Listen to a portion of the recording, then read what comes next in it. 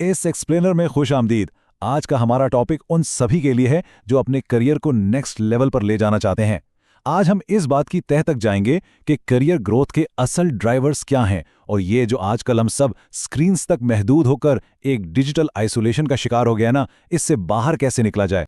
तो चलिए शुरुआत एक ऐसे बुनियादी सवाल से करते हैं जो जदीद प्रोफेशनल माइंडसेट को हिला कर रख देता है। हम अक्सर यही सोचते हैं कि बस बेपनाह टैलेंट और स्किल्स हों तो कामयाबी पक्की है।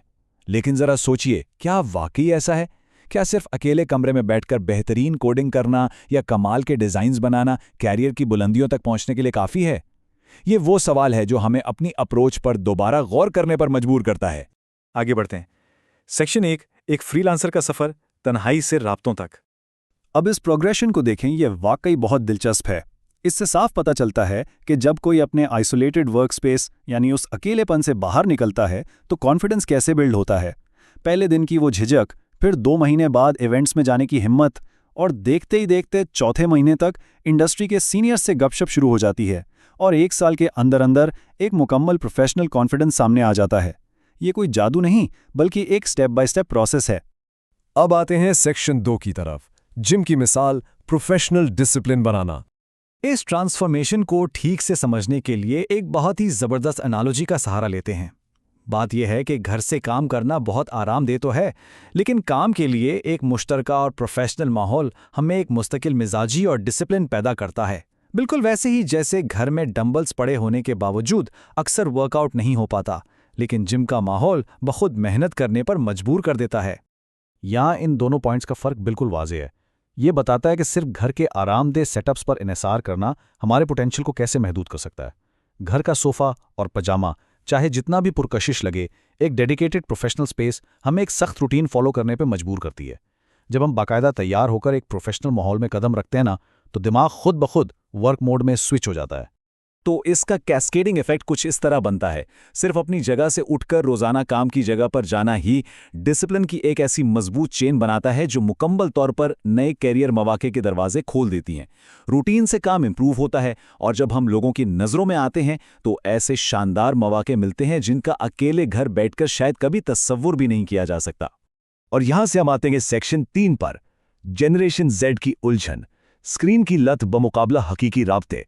इस डेटा को जरा गौर से देखें। ये एक बहुत बड़ा गैप हाईलाइट कर रहा है।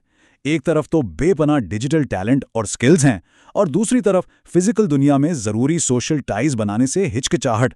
सोशल मीडिया पे हजारों फॉलोअर्स बनाना आसान लगता है, लेकिन रियल लाइफ में किसी प्रोफेशनल इवेंट में जाकर बात करने से घबराहट होती है। ये जो स्क्रीन्स तक महदूद रहने का कंफर्ट जोन है ना, ये दरअसल रियल वर्ल्ड नेटवर्किंग और ग्रोथ को ब्लॉक कर रहा है। और सबसे हैरत की बात, या यूं कह लें कि इस हिचकिचाहट का सबसे आयरनी भरा पहलू ये है कि कॉर्पोरेट और आईटी फील्ड्स के जो वेटरन्स और सीनियर्स हैं, वो एक्चुअली नए आने वालों की रहनुमाई करने के लिए तैयार बैठे हुए हैं। वो अपना तजर्बा शेयर करना चाहते हैं ताकि जो स्ट्रगल उन्होंने की वो बाकी लोगों को ना करनी पड़े। लेकिन मसला ये है कि नए लोग आगे बढ़ के सवाल पूछने से कतराते हैं। तो इस मसले का हल क्या है? सेक्शन 4, झिझक तोड़ना, पहल करने की ताकत। यहाँ इस पॉइंट पर गौर करें, ये वाकई फैसिनेटिंग है। इसमें एक आम सी सलाम दुआ को मुकम्मल तौर पर रीफ्रेम किया गया है। इसे सिर्फ एक रस्मी या मजहबी अमल के तौर पर नहीं, बल्कि एक जबरदस्त साइकोलॉजिकल आइस ब्रेकर के तौर पर देखा गया है। सलाम में पहल करना असल में एक ऐसा टूल है जो इंसान को अपने खौल से बाहर निकलकर प्रोफेशनल रिलेशनशिप शुरू करने की हिम्मत देता है। ये वो चाबी है जो किसी भी बामकसद गुफ्तगू का दरवाजा खोल सकती है। अब आते हैं एक्शन प्लान की तरफ। सेक्शन 5, प्रोफेशनल तरक्की के मराहिल, अमली और नतीजा खेज नेटवर्किंग। मसले को समझना एक बात है, लेकिन इस पर अमल करना बिल्कुल दूसरी बात। तो असल पॉइंट यह है कि इन स्टेप्स को एक्टिवली अप्लाई किया जाए। जैसे कि लिंक्डइन को सिर्फ स्क्रोलिंग के बजाय वाकई सीखने और कनेक्ट करने के लिए यूज करना। इस बात को यकीनी बनाना कि हर प्रोफेशनल गुफ्तगू का कोई ना कोई वाज़ेह मकसद जरूर हो और बात सिर्फ हाय हेलो तक महदूद ना रहे। यही वो छोटे छोटे एक्शनेबल स्टेप्स हैं जो करियर में एक बड़ा इंपैक्ट लाते हैं।